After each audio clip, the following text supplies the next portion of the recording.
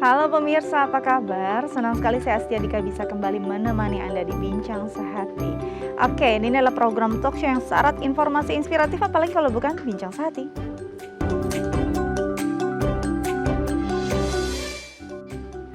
Iya, pemirsa Bincang Sehati kita masih berkutat dengan pandemi, masih harus berjuang, apalagi varian demi varian baru berdatangan, gelombang juga sedang tinggi. Dan ini kita bicara tentang varian Omikron, pastinya punya karakteristik khusus dengan penanganan. Ini topik yang akan kita bahas hari ini. Tapi sebelum itu, kita akan membahas fun fact seputar bagaimana menjaga agar kita tidak depresi selama pandemi. Ini dia. Yang pertama adalah berolahraga sederhana. Olahraga pastinya sangat baik ya dalam kondisi apapun. Bisa kita lihat sendiri bahwa olahraga akan membuat sirkulasi darah kita berjalan dengan baik. Kita juga bisa refreshing dengan olahraga tersebut. Apalagi kalau kita mungkin bisa olahraga sambil berjalan kaki di luar lingkungan rumah ya, melihat pemandangan yang bagus gitu ya. Ini juga sangat baik sih untuk mendistract pikiran kita yang mungkin dari pikiran-pikiran overthinking ataupun stres. Jadi sangat baik ya olahraga ringan untuk kita lakukan selama pandemi. Oke, selanjutnya adalah mengunjungi taman dan duduk di bawah pohon. Wah, ini favorit saya nih. Benar-benar melihat bunga-bunga gitu ya, duduk di bawah pohon juga sangat baik ya, apalagi banyak oksigen yang bisa kita hirup. Ini pasti akan relaxing, bisa membuat kita lebih tenang, lebih nyaman gitu ya, apalagi pemandangan-pemandangan indah di sekitar kita itu seru banget sih. Kayaknya patut nih dicoba ya, tapi tetap harus jaga protokol kesehatan. Oke, selanjutnya adalah tidur tepat waktu. Nah, ini nih yang kadang-kadang sulit kita lakukan. Tidur terlalu malam, begadang akhirnya. Ini juga sangat-sangat membuat performa tubuh kita menurun, juga membuat pikiran kita juga nggak gitu baik gitu ya, karena pastinya karena badannya nggak baik, stres itu pasti akan datang mengikuti. Apalagi di jam-jam kecil seperti jam 1 sampai jam 3 pagi, ini penting banget kita tidur karena itu akan membuat regenerasi sel-sel tubuh kita. Nah, ini akan membuat kita akan lebih baik lagi performanya besok pagi, akan lebih baik lagi moodnya pagi-pagi, dan akan mencegah depresi kita selama pandemi. Oke, selanjutnya adalah memberi makan kucing atau hewan di jalan ya. Katanya sih sharing is caring, dan ini memang sangat baik nih impactnya untuk diri kita sendiri. Kadang-kadang kita bahagia tuh bukan hanya saat membahagiakan diri kita sendiri ya. Kita melihat orang bahagia karena apa yang kita lakukan tuh juga bisa memberikan kebahagiaan untuk diri kita. Tidak cuma untuk manusia loh, untuk hewan juga bisa kita lakukan. Makhluk-makhluk hidup ya. Mungkin tadi memberikan makanan kucing, makanan hewan di jalanan, menyiram tanaman, tapi jangan tanaman tetangga ya. Kita nggak boleh masuk ke karangan orang soalnya. Oke, terakhir adalah konsultasi daring dengan psikolog. Kalau memang sudah merasakan depresi yang cukup berat atau kan merasakan mulai ada stres, burnout sebelum adanya depresi, kita mulai nih bisa konsultasi dengan ahlinya. Kan lagi pandemi, kayaknya susah deh untuk tatap muka, gampang, semuanya bisa serba virtual. Bisa kok dengan konsultasi daring dengan psikolog, ini akan membantu kita bisa melepaskan sedikit beban kita dan bisa membuat kita lebih tenang. Oke, nanti kita bahas lebih jauh lagi dengan pakarnya, tapi kita harus jeda dulu ya. Jangan kemana-mana, tetap bersama kami di Bincang Sehati.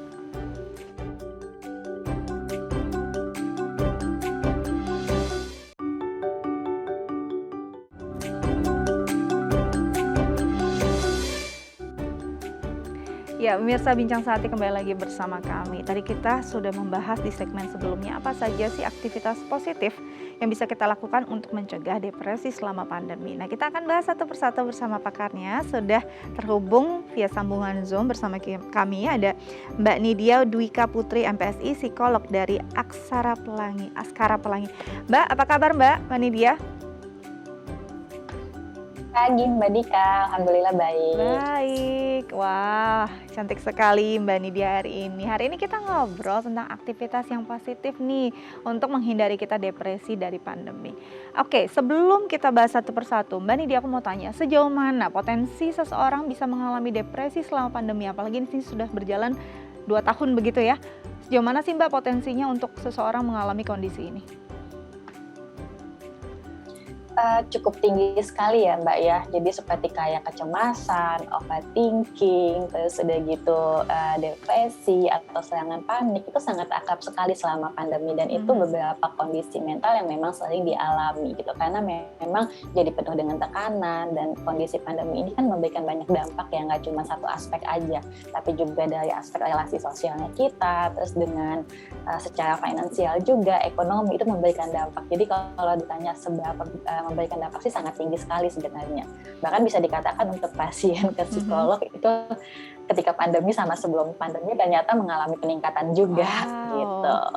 Ini udah data yang signifikan gitu kalau kita lihat sejauh mana sih ini berdampak banyak sekali, bahkan dilihat dari pasien yang datang ke psikolog saja ke tenaga ahli meningkat cukup drastis selama pandemi ya. Oke Mbak, ada beberapa aktivitas yang membuat kita mungkin bisa mendistrak gitu ya kondisi kita yang mulai jenuh, stres, burnout sampai ke depresi, yaitu dengan aktivitas-aktivitas yang menyenangkan dan juga positif. Salah satunya dengan berolahraga. Nah, sejauh mana nih menurut Mbak olahraga itu bisa membantu kita menjauhi depresi selama pandemi? Oke, baik. Nah, sebelum saya jelasin mengenai aktivitasnya, perlu juga teman-teman untuk ketahui ya Mbak Dika ya, bahwa ada perbedaan antara gangguan depresi klinis dengan kondisi depresi karena memang tekanan. Nah, yang sering dialami pada saat ini sebenarnya adalah sebuah kondisi memang karena penuh dengan stres dan stresnya tidak berhasil dikelola, atau juga karena memang perubahan aktivitas. Jadi banyak sekali sebenarnya hal yang bisa kita lakukan untuk menghindari itu. Salah satunya adalah berolahraga. Kenapa? Karena memang olahraga itu cuma baik untuk kondisi fisik, tapi juga baik untuk meningkatkan suasana hati. Karena ketika kita olahraga, ada hormon-hormon yang dihasilkan, di mana hormon ini berfungsi untuk mengatur suasana hati kita.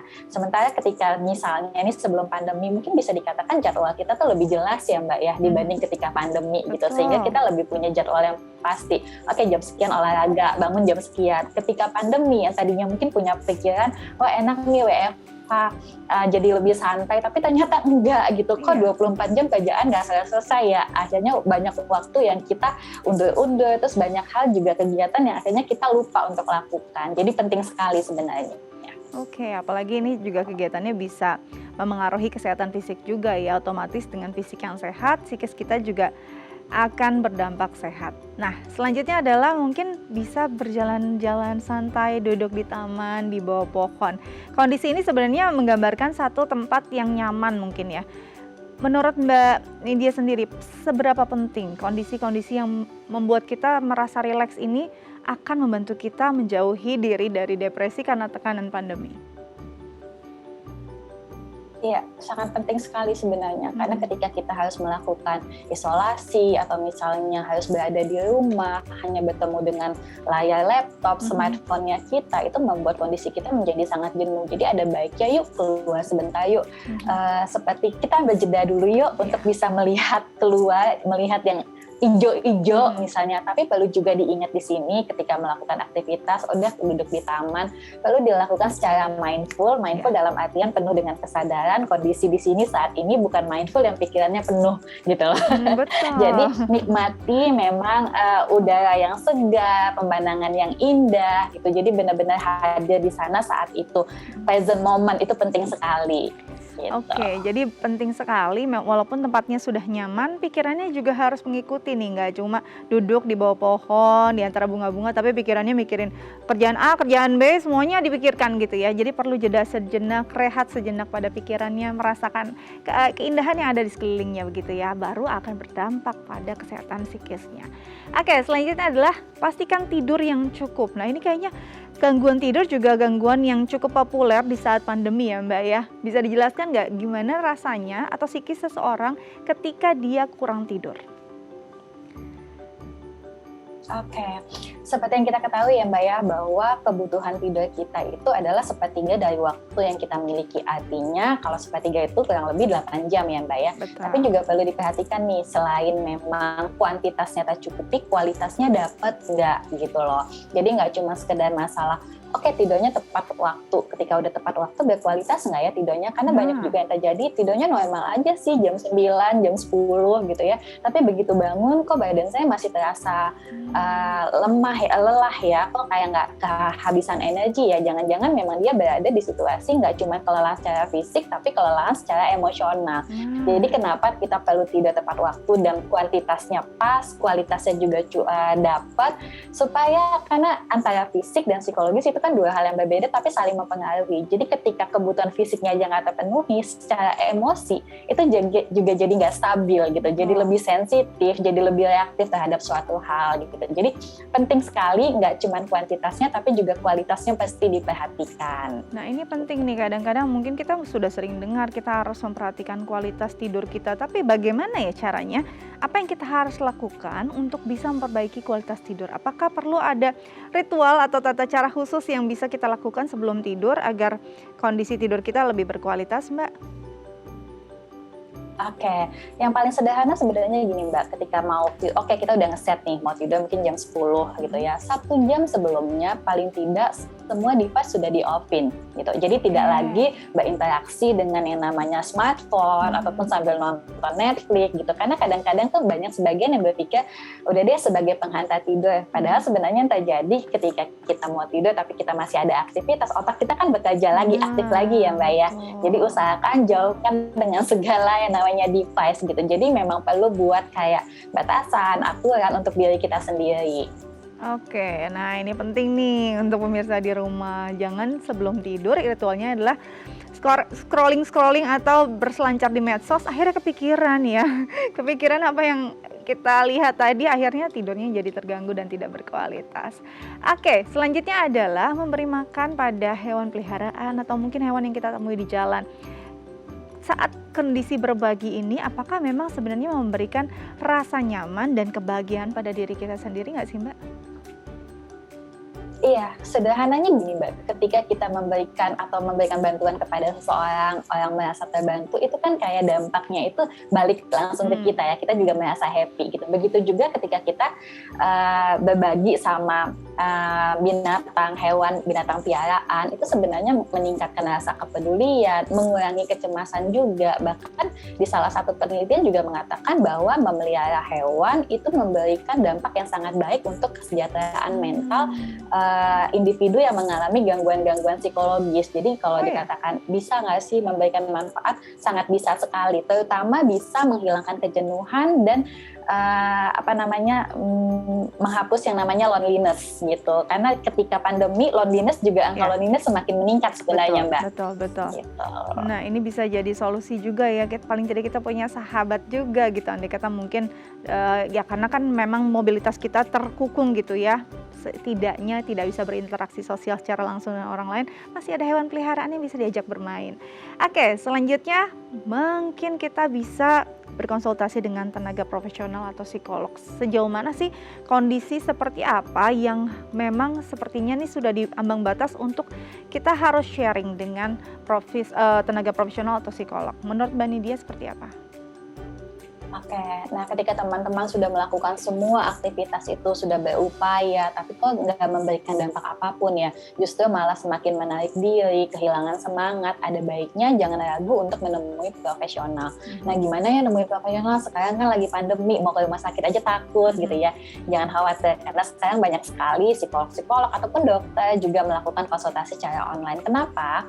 Ketika bertemu dengan profesional, maka profesional akan membantu untuk bisa klien mengidentifikasi atau menemukan insight atas permasalahannya, membantu klien untuk lebih berdaya lagi, mencari resource positif dari dalam dirinya, sehingga dia bisa lebih berfungsi dalam kehidupannya. Jadi jangan pernah ragu untuk melakukan konsultasi online. Nah itu dia, sekarang sudah zamannya teknologi canggih, apapun bisa kita lakukan gitu ya, walaupun berjarak tapi masih bisa kita berbagi.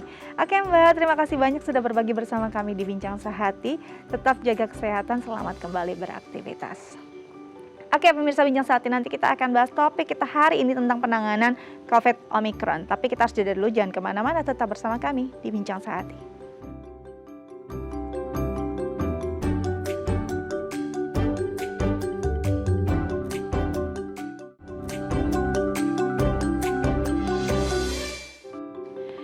Ya, pemirsa Bincang Sehati kembali lagi bersama kami dan kita akan membahas tentang bagaimana penanganan saat kita terpapar COVID varian Omikron. Dan kita akan bahas bersama pakarnya. Tapi untuk pemirsa di rumah yang mungkin ingin menanyakan sesuatu terkait tema kita hari ini bisa menghubungi kami di 021 290 32644 atau bisa DM ke Instagram kami di @theifamily. Oke, langsung kita bahas topik kita hari ini bersama dokter kita ada Dr. Rita Khairani SPP, spesialis paru dari Rumah Sakit Royal Taruma maksud kami. Oke, Dok, apa kabar? Halo. Ya, halo Mbak Dika, kabar baik, alhamdulillah. Alhamdulillah. Dok, hari ini kita bahas sesuatu hal yang mungkin jadi perbincangan banyak orang, jadi kekhawatiran banyak orang, yaitu COVID varian Omikron. Sebelum jauh berbicara tentang bagaimana kita menanganinya, sebenarnya apa sih spesifikasi atau ciri khas dari varian baru ini? Oke, baik. Omikron memang lagi banyak dibicarakan. Sebenarnya secara umum itu tidak berbeda dengan varian virus yang lain seperti Delta. Artinya memang virus COVID ini kan akan terus bermutasi karena sifatnya seperti itu. Dia akan terus bermutasi, mutasi itu juga dalam rangka virus melindungi dirinya sendiri karena kan ketika virus kontak dengan inang atau dalam hal ini manusia, itu kan manusia mempunyai mekanisme pertahanan. Nah, virus itu harus bertahan dengan cara dia bermutasi. Secara umum memang sama, artinya keluarga besar sih virus COVID. Tapi memang ada beberapa perbedaan yang nanti akan kita bincang deh Mbak Dika supaya masyarakat juga tahu gitu ya perbedaan atau persamaan antara Omikron dengan varian COVID yang lain. Baik, oke. Jadi ada beberapa perbedaan. Memang ada perbedaan-perbedaannya. Nah, kalau bicara tentang varian ini sendiri, gejalanya itu kan sebenarnya akhirnya sampai bingung gitu masyarakat. Ada gejalanya yang terus berbeda dengan orang lain yang mungkin berbeda dampaknya juga. Sebenarnya seberapa banyak sih gejala Omikron ini? Bentuknya seperti apa saja? Memang sampai saat ini sejak pertama kali ditemukan varian Omikron di Afrika Selatan, sampai saat ini sebagian besar gejalanya menyerang saluran nafas atas, seperti orang flu berat. Contohnya misalnya badannya demam, demamnya pun hanya berkisar 1-3 hari. Terus badan sakit-sakit, pegel-pegel, ada batuk pilek dengan batuknya cenderungnya kering, tidak berdahak, dengan nyeri tenggorokan. Yang gejala seperti anosmia atau hilang penciuman atau hilang rasa pengecapan atau diskiosia istilah kedokterannya atau sesak itu lebih jarang ditemukan dibanding dengan varian Delta sebelumnya, Mbak Dika. Oke, jadi itu mungkin yang perbedaan yang cukup signifikan ya. Selama ini kan kita berbicara saat kita terpapar COVID gitu ya. Hal yang paling populer hilang indera penciuman rasanya gitu. Ternyata Omikron ini tidak bekerja dengan cara yang sama. Di sinikah letak perbedaannya dan sebenarnya kalau tadi kan memang infeksinya ada di saluran nafas atas gitu. Apakah memang tidak terlalu berdampak pada paru-parunya atau bagaimana, Mbak? Dok? Ya, sampai saat ini memang lebih sedikit yang menyerang paru. Jadi kalau Delta itu sebagian besar masuk ke dalam paru, kalau dalam varian Omikron ini mungkin sekitar 10-20%. Tapi tentu kita nggak bisa bilang itu mah cuma batuk pilek gitu ya, karena ada beberapa kelompok pasien yang bisa menyebabkan kematian. Jadi nggak bisa dianggap enteng juga, Mbak Dika. Oke, ini ya memang penting sekali. Harus digarisbawahi, banyak yang bilang Omikron ringan kok, akan cepat sembuh kok, gejalanya nggak terlalu berat kok. Benar nggak sih dok? Ini kayaknya perlu salah kaprah yang perlu diluruskan. Menurut dokter sendiri seperti apa? Kalau pada kelompok pasien usia muda yang sudah divaksinasi lengkap, itu memang gejalanya sebagian besar ringan, sebagian besar. Nah, tapi pada kelompok pasien tertentu, contohnya pada lansia, ya lansia di atas 60 tahun, apalagi mempunyai komorbid. Komorbid itu penyakit lain yang bisa memperberat, contohnya obesitas, kencing manis, darah tinggi, itu kan komorbid. Itu bisa lebih berat. Atau pada kelompok ibu hamil, itu yang harus kita waspadai. Tapi tadi pada sebagian besar pasien usia muda yang sudah divaksinasi memang gejalanya lebih ringan. Tetapi kelompok pasien lainnya yang kita harus waspadai, Mbak Dika. Oke, jadi memang lebih ringan untuk kelompok tertentu dengan kondisi yang normal, dengan vaksin sudah lengkap, tidak ada penyakit bawaan, tapi akan berdampak berbeda nih dengan orang-orang yang punya penyakit bawaan. Dari segi obat yang diberikan, apakah sama atau berbeda, ada perbedaan yang cukup, jauh atau signifikan untuk pengobatan COVID varian ini? Seiring dengan penelitian-penelitian sampai saat ini memang ditemukan obat virus yang terbaru nih Mbak Dika, yang Oh pada ya? penelitian terbukti memang efektif untuk COVID, tidak khusus Omikron saja, Mmm, yang bisa diberikan secara oral. Ya, nama obatnya Molnupiravir dengan ada kombinasi satu lagi kombinasi obat antivirus. Pada prinsipnya sama. Kalau dulu kan kita kenal nih orang tanpa gejala atau COVID dengan gejala ringan, sedang, berat, kritis itu sama saja. Pengobatannya pun akan ditentukan oleh dokter berdasarkan klinis.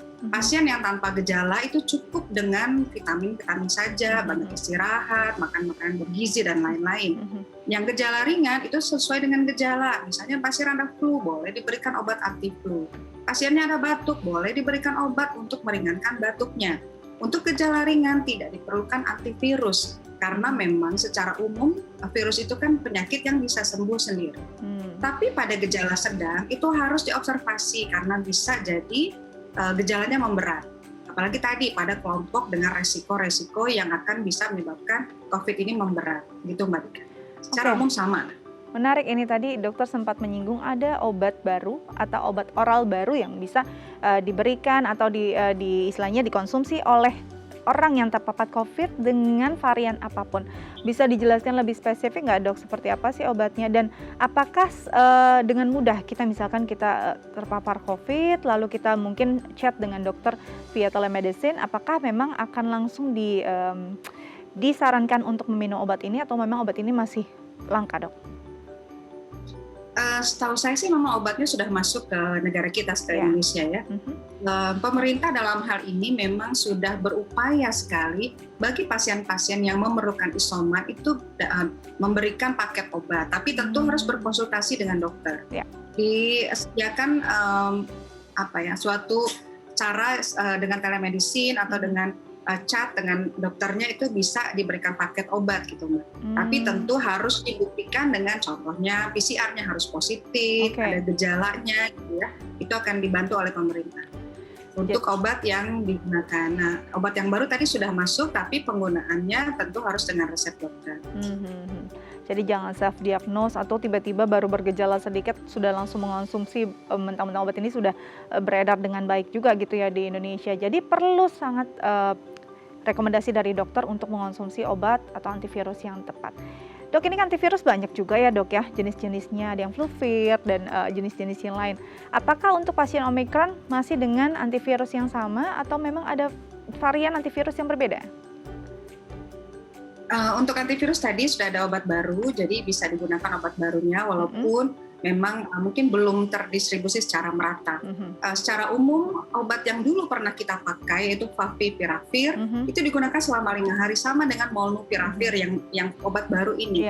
Ya, cara minumnya juga hampir sama, tapi memang pada Favipiravir itu ada loading dose atau dosis awal. Minum 2 kali 8 tablet pada hari pertama, kemudian dilanjutkan 2 kali 3 tablet untuk hari kedua sampai hari kelima. Molnupiravir ini dari awal sudah minum 2 kali 4 tablet selama 5 hari. Jadi kalau dirata jumlah obat dalam 5 hari itu sama, 40 tablet. Tapi tadi tidak bisa diberikan secara bebas.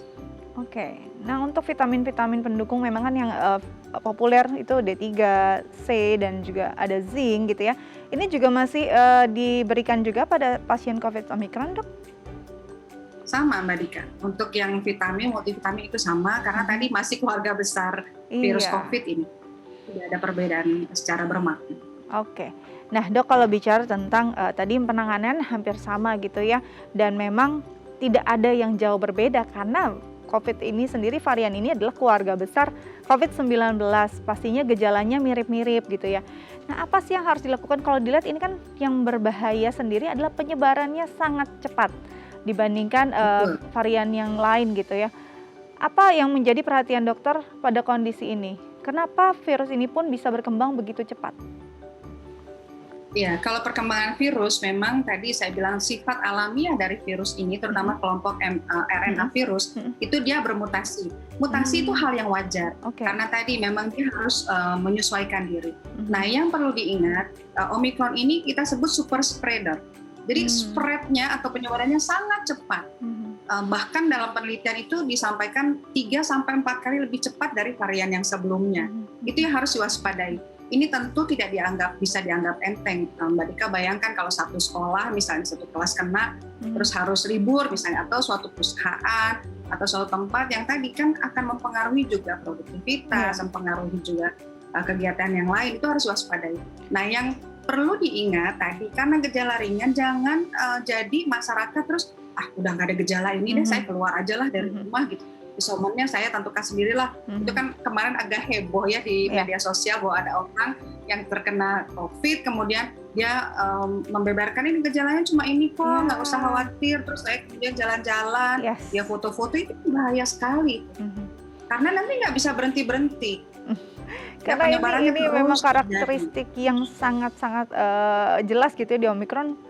Ini penyebarannya nih sangat-sangat cepat. Jadi memang kalau bisa kesadaran masyarakat untuk bisa menjaga kesehatan diri dan juga menjaga paparannya dari orang lain dan dia ke orang lain pun harus sangat-sangat diperhatikan.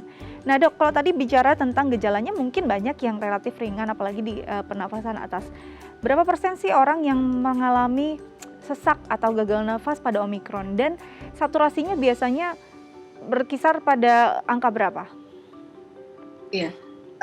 Tadi sekitar 10-20%. Data terakhir awal Februari itu saya membaca ada 5 kematian karena Omicron. Yang lainnya kematian itu sekitar 83 per hari ya. Tapi ya itu tadi, kita kan nggak bisa memeriksa semua. Bahwa apakah kalau ada orang terkena COVID ini Omicron atau tidak. Tidak ada gunanya sebenarnya kecuali untuk data epidemiologi. Artinya data bukan ke pasiennya itu sendiri gitu ya.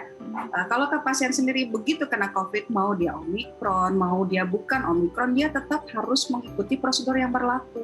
Kalau tidak bergejala, ada isoman 10 hari. Kalau bergejala, pastikan bahwa 3 hari bebas gejala atau ratanya 2 minggu, itu baru selesai masa isolasi. Memang sekarang diperkenankan ketika gejala membaik, pasien itu boleh melakukan pemeriksaan PCR pada hari ke-5. Ternyata negatif Dok, boleh diulang lagi hari ke-6, 2 kali negatif atau 2 kali CT-nya lebih dari 35 itu dinyatakan selesai isolasi. Tapi tadi pemeriksaan PCR bukan wajib. Apakah terus saya harus lakukan PCR? Enggak. Ya, karena pemerintah sudah membuat suatu protokol bahwa PCR diperkenankan kalau gejala klinisnya sudah membaik dan tidak ada gejala lagi. Itu paling cepatnya begitu. Itu yang harus dipahami juga masyarakat.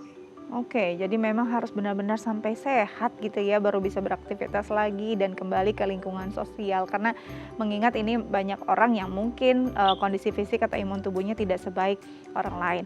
Dok, kalau bicara tentang tadi sesak gitu ya, rasa sesak pada pasien COVID yang mungkin sedang merasakan isoman, seringkali merasa sesak tapi saat dicek saturasinya normal atau saturasinya cukup baik. Ini rasa sesaknya berasal dari mana? Kah Dok, memang dia sesak, sugas, atau memang ada kondisi lain yang menyebabkan rasa tidak nyaman itu timbul? Ya, memang pemerintah juga, baik itu Pemprov DKI, baik itu dari Kemenkes sudah membuat suatu aturan apa sih yang mesti diwaspadai ketika seorang itu isoman. Jadi ketika seorang isoman itu harus dia bisa paling tidak mengukur suhu tubuhnya pagi dan sore hari, jadi 2 kali sehari. Sebaiknya memang mempunyai alat untuk mengukur saturasi, walaupun tidak wajib hukumnya ya. Kalau dengan alat saturasi itu, saturasinya di bawah 95 itu suatu tanda alarm, artinya aware. Dia harus bisa, ini jangan-jangan karena saya ada komplikasi ke pneumonia atau radang paru yang menyebabkan saturasi turun. Kemudian frekuensi pernafasan itu lebih cepat. Orang normal di bawah 20 kali per menit, dia harus hitung pernafasan saya 1 menit berapa. Ya, kemudian dia bisa datang ke fasilitas kesehatan terdekat. Nanti dokter akan menilai apakah sesak yang dikeluhkan oleh pasien ini memang karena masuk ke kategori COVID yang sedang atau berat dengan melakukan berbagai pemeriksaan. Paling mudah misalnya pemeriksaan fototorak atau ronsen, pemeriksaan darah. Nah, sesak sendiri itu tidak hanya disebabkan oleh komplikasi ke pneumonia atau radang paru. Orang yang asam lambungnya naik itu juga kan merasa sesak. Nah, mungkin Mbak Dika pernah dengar GERD. Yes, Istilah GERD itu juga betul. keluhannya sesak. Nafas kok berat ya dok, saya harus tarik nafas dalam baru terasa enak. Kok saya cepat capek, cepat ngos-ngosan, baru saya jalan sebentar udah capek. Jadi itu harus dikonsultasikan ke dokter. Tidak pasiennya terus menyimpulkan sendiri, oh ini kan karena GERD, oh ini kan karena karena pneumonia, itu harus cepat. Tapi tadi itu tanda alarm. Jadi tanda pasien harus waspada dan memastikan apakah sesaknya ini karena masuk ke kategori yang COVID-nya sedang atau berat. Itu yang harus dicari tahu gitu Mbak Dika.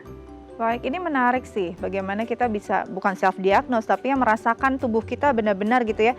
Ini sesak karena benar-benar di paru-paru saya atau karena efek dari lambung saya. Mungkin dokter bisa kasih tips ya bagaimana cara sederhana membedakannya. Tapi kita harus jeda dulu. Nah, pemirsa jangan kemana-mana, tetap bersama kami di Bincang Sehati.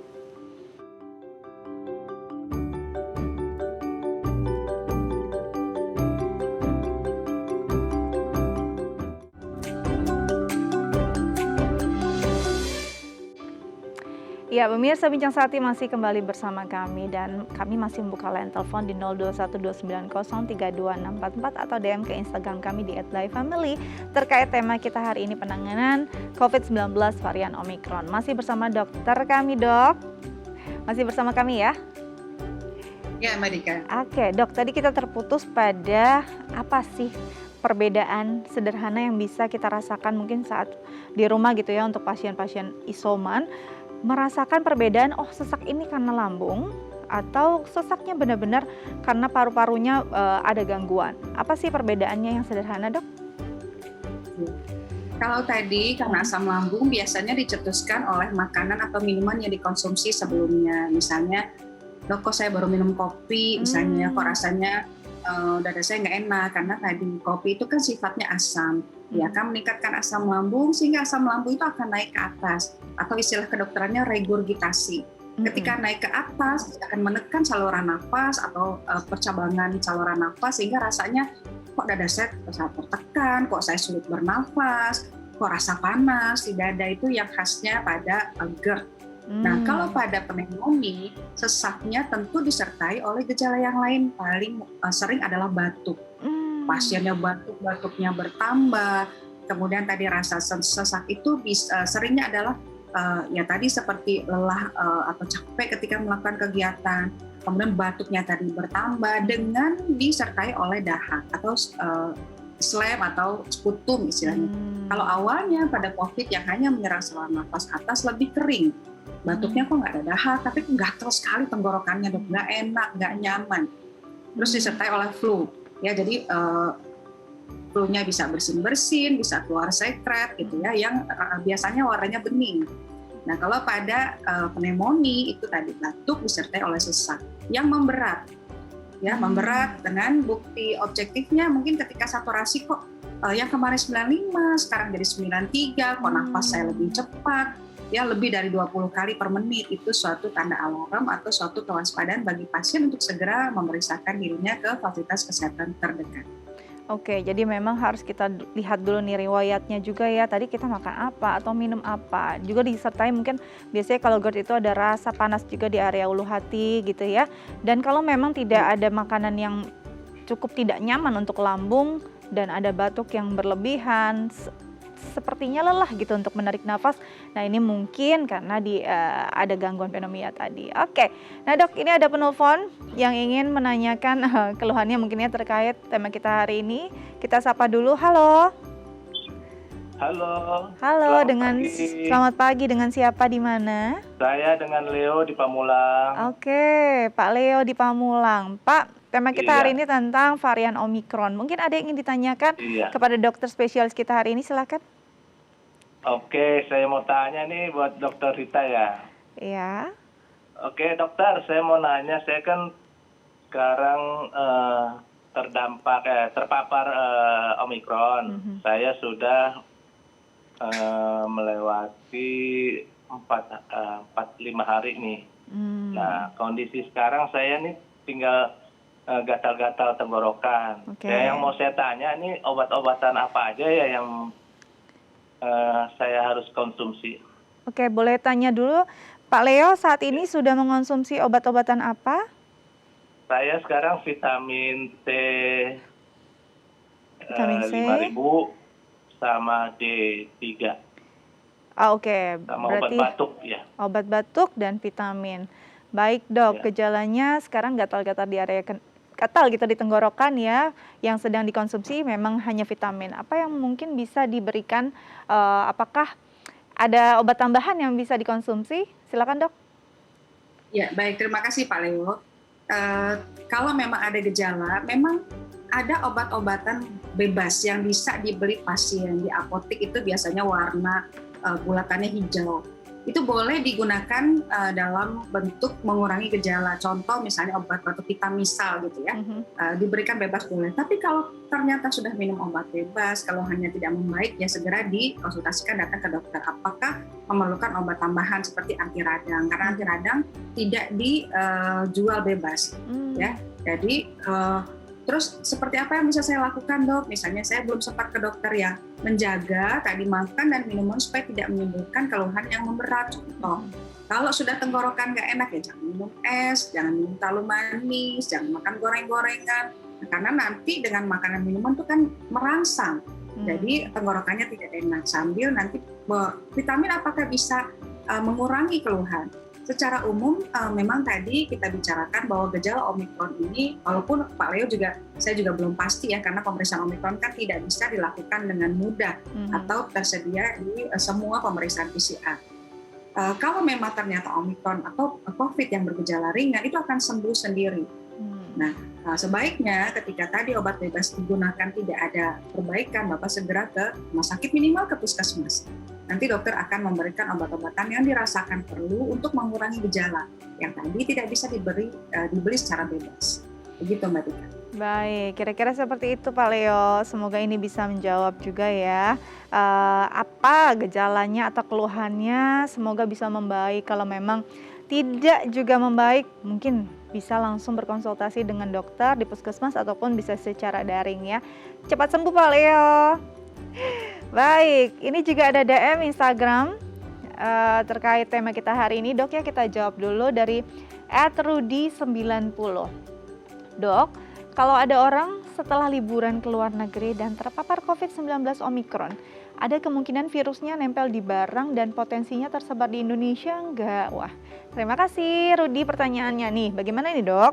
Ini kan penyebarannya cepat, lalu kan ada juga yang mungkin tidak hanya langsung terpapar pada orang, virusnya atau dropletsnya menempel pada barang. Ini bisa nggak jadi potensi penyebaran? Baik. Virus itu memang ada dua pendapat nih Mbak Dika kalau kita bicara virusnya secara umum. Ada yang menggolongkan dia ke makhluk hidup atau bukan makhluk hidup. Kenapa mesti ada dua penggolongan? Satu, ada pendapat yang bilang ini bukan makhluk hidup karena dia tidak bisa hidup di luar tubuh inang. Inang itu makhluk hidupnya bisa ke binatang, bisa ke tumbuhan, bisa ke manusia. Misalnya di luar nempel di barang, dia nggak bisa hidup. Dia akan mati ya begitu saja. Ketika dia nempel ke sel inang, itu baru dia hidup. Jadi dia tidak bisa tumbuh, tidak hidup, tidak bermetabolisme di luar tubuh inangnya. Kalau menempel di barang mungkin nggak ada virusnya, mungkin bisa jadi. Apa yang harus kita lakukan dok kan? Pertama kita kenal 3M nih awal-awalnya ya, memakai masker, mencuci tangan ketika kontak, jangan menyentuh tangan kita ke area muka.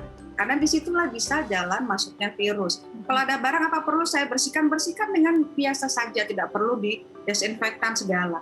Ya dibersihkan biasa dan kita harus mencuci tangan, itu yang pentingnya. Karena tadi virus nggak bisa hidup di luar tubuh manusia atau dalam hal ini COVID ya. Jadi tidak perlu terlalu khawatir. Nah sekarang memang Omikron di Indonesia itu bukan pada awal kasus datang dari pasien-pasien atau yang mereka berkunjung ke luar negeri. Sekarang sudah kontak kontak personal, artinya lokal ya. Jadi bisa jadi orang yang tadinya pulang dari luar negeri menularkan ke orang lain menularkan lagi, jadinya seperti kontak lokal saja ya. Tapi tadi kalau misalnya mereka yang baru berpergian dari luar negeri kan harus diisolasi dulu, dipastikan dia negatif COVID-nya, dan barang-barangnya ketika sudah di rumah ya dilap seperti biasa dan dicuci tangan. Jadi tidak ada yang lebih atau berbeda dari COVID yang sebelumnya gitu. Tetap saja harus rajin mencuci tangan dan tidak menyentuh muka kita dengan tangan tadi yang kotor. Harus dipastikan tangan kita bersih. Gitu Mbak Dika. Baik, jadi memang bisa saja menempel, tapi dengan waktu tertentu dia akan hidup karena tidak bisa hidup tanpa berada di dalam tubuh inangnya begitu ya. Oke Dok, nanti kita lanjutkan lagi tapi kita harus jeda terlebih dahulu. Pemirsa jangan kemana-mana, tetap bersama kami di Bincang Sehati.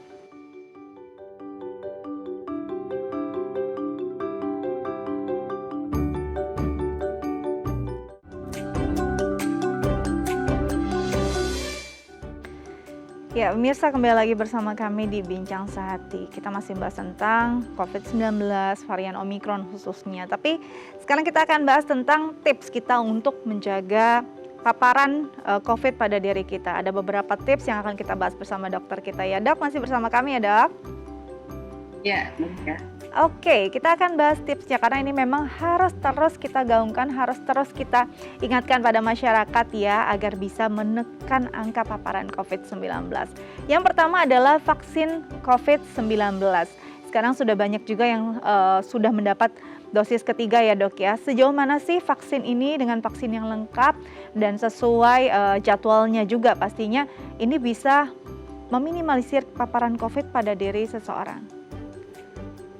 Iya, ini juga harus dipahami masyarakat. Ketika vaksinnya sudah lengkap, bukan berarti dia kebal. Yes. Jadi bisa saja terkena. Dan di penelitian itu memang mereka yang sudah, jangankan sudah vaksin, mereka yang sudah pernah COVID itu akan mempunyai resiko untuk terkena COVID lagi. Jadi reinfeksi, ya terlepas dia vaksin atau tidak. Nah sekarang yang sudah vaksin, artinya bukan tidak dapat terkena COVID lagi atau terkena COVID, tapi kalaupun terkena itu gejalanya ringan dan cepat sehat lagi, tidak sampai menimbulkan atau tidak sampai menyebabkan harus dirawat di rumah sakit. Nah, yang vaksin juga harus waspada tadi ya, bukan hanya tidak terkena saja, tapi juga harus waspada gini, dia bisa saja tanpa gejala. Jadi ingatkan ada riwayat kontak nggak? Oh teman saya terkena COVID dok, harus di tracing. Apakah saya juga terkena COVID walaupun saya tidak merasakan gejala apa-apa, itu harus di tracing. Jadi harus memastikan penularannya berhenti di situ. Jangan terus teman kantor saya ada yang positif dok, terus saya karena nggak ada rasa gejala apa-apa, pasti saya nggak kena, itu salah. Belum tentu ya. Walaupun sudah vaksin ya, tetap harus memastikan dirinya tidak terkena COVID. Karena orang yang merasa tidak COVID itu lebih abai ya Mbak Dika. Ya. Lebih merasa saya aman gitu ya. Itu yang harus diwaspadai. Jadi harus sama-sama memastikan bahwa ketika ada kontak atau teman terdekatnya terkena COVID, dia bebas dari COVID juga gitu. Oke, penyebaran yang meluas di Indonesia memang kelemahan terbesarnya ada di tracing tadi gitu ya. Dan kesadaran masyarakat untuk paling tidak mengetes dirinya bahwa dia benar-benar sehat dan tidak terpapar COVID. Oke, selanjutnya adalah menggunakan masker. Nah ini kan penggunaan masker tadi sempat double mask, sekarang sudah ada yang juga selapis saja gitu. Menurut dokter, tips dari dokter sendiri untuk kondisi gelombang yang saat ini, penggunaan masker yang tepat dengan jenis apa dan seperti apa penggunaannya yang bisa paling tidak meminimalisir kita terpapar COVID-19? Ya. Kalau yang double itu yang masker kain. Jadi masker kain itu yang paling rendah daya perlindungan terhadap COVID. Kalau sudah memakai masker N95 atau KN95 itu sudah cukup satu lapis saja. Kalau masih masker kain itu yang harus double gitu Mbak. Itu yang sebenarnya tidak terlalu berbeda dengan COVID yang lama. Itu yang prinsip dalam memakai masker. Kemudian masker juga harus dipastikan, terutama masker kain, tidak basah. Jadi ketika sudah basah, misal berwudu atau cuci tangan ya terkena gitu ya, maskernya itu harus segera diganti. Jangan ditunggu kan belum sehari dok. Jadi saya ini jadwalnya masker sehari sekali tidak, selalu bawa masker cadangan. Ketika harus diganti ya punya masker cadangan yang bisa segera dipakai. Jadi tidak cari-cari masker lagi. Itu kayaknya masker dan hand sanitizer itu sudah merupakan yang wajib dibawa ya ketika pergian keluar rumah gitu. Perlengkapan yang penting gitu. Ya. Tadi dokter sendiri bilang saat basah harus ganti. Selain karena basah, sebenarnya kondisi-kondisi apa yang harus memang mengganti masker dan berapa jam sekali sih sebenarnya baiknya kita mengganti masker, Dok? Ya, kalau untuk yang kain sekitar 3 jaman. Nah, selain basah juga ketika tangan kita itu menyentuh bagian dalam masker. Kan kita pakai keluar karena bagian dalam itu kan harus steril, harus bersih. Kalau bagian dalamnya sudah kena tangan, apalagi tangan kita kotor, itu harus segera diganti walaupun tidak basah. Itu yang harus dipahami. Jadi bukan dengan saya semprot dengan hand sanitizer lewat bagian dalam. Enggak, itu harus segera Jangan dong diganti. ya. Berbahaya, Betul. nanti malah diiritasi di kulitnya lagi ya. Oke, selanjutnya adalah cuci tangan dengan benar. Nah, ini cuci tangan bukan hanya cuci tangan saja, harus dengan kondisi dan juga cara yang benar. Silakan Dok, dijelaskan. Ya, mencuci tangan memang idealnya adalah pakai sabun dengan air mengalir. Tapi tadi ketika kita di luar tidak menemukan sabun dengan air mengalir, kita bisa pakai hand sanitizer. Mencuci tangan memang ada langkah-langkahnya, Mbak. Masyarakat juga bisa mungkin lebih mudah mengakses ya. Kita sekarang sudah pakai gadget gitu ya, bisa diakses dengan gambarnya yang jelas. Yang jelas memang harus semua permukaan tangan. Jadi tidak hanya telapak tangan saja, ya telapak tangan, punggung tangan, sela-sela jari, kuku itu semua harus kena sabun atau hand sanitizer sehingga cuci tangan kita sempurna, bukan cuma selesai. Ya, telapak, punggung, sela-sela jari, ya sama bagian kuku juga harus semua terkena. Itu harus yang sempurna.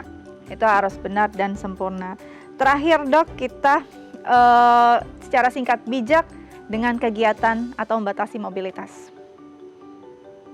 Ya, pemerintah kan juga melihat situasi dan kondisi yang tadinya PTM bisa 100%, kemudian diliburkan, begitu juga kantor ya. Nah itu salah satu upaya untuk membatasi pergerakan si virus. Kalau memang pekerjaan ini, saya sekarang sedang di rumah.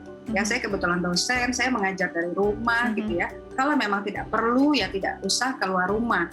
Kalau misalnya keluar rumah tadi memastikan memakai masker dengan benar, membawa hand sanitizer, membawa masker cadangan, dan tidak berkumpul dalam jumlah yang banyak kan menghindari kerumunan. Kalau misalnya terpaksa bertemu dengan orang lain gitu ya, hal yang urgent yang tidak bisa ditunda atau dihindari, tetap memakai masker. Kalau Dok saya boleh nggak sih Dok nih makan nih, saya mau makan-makan sama teman, itu ya. Prinsipnya adalah satu ventilasi, ya disarankan memang di ruang terbuka, ventilasi yang terbuka, bukan di ruang tertutup. Kalau jadi memang harus dengan protokol ya. Ya, protokol kesehatan. Terpaksa makan, ketika makan jangan ngobrol. Makan. Selesai pakai masker ngobrol. Gitu ya, karena itu dia tahapan yang benar. Oke Dok. Jadi sarana penularan virusnya. Nah itu dia, gitu, jangan sampai bersilaturahmi justru membawa sharing penyakit begitu ya. Dok, terima kasih banyak loh sudah berbagi bersama kami di Bincang Sehati. Dokter tetap jaga kesehatan ya. Selamat kembali beraktivitas. Ya, pemirsa Bincang Sehati, itu dia tips kita hari ini. Semoga ini bermanfaat untuk Anda di rumah. Tetap jaga kesehatan, yang memang sedang sakit atau sedang isoman, semoga cepat pulih juga ya dari penyakitnya. Jangan lupa selalu saksikan kami live Senin sampai Jumat jam 10 pagi dan tayang ulang jam 11 malam. Saya Astia Dika pamit undur diri. Sampai jumpa.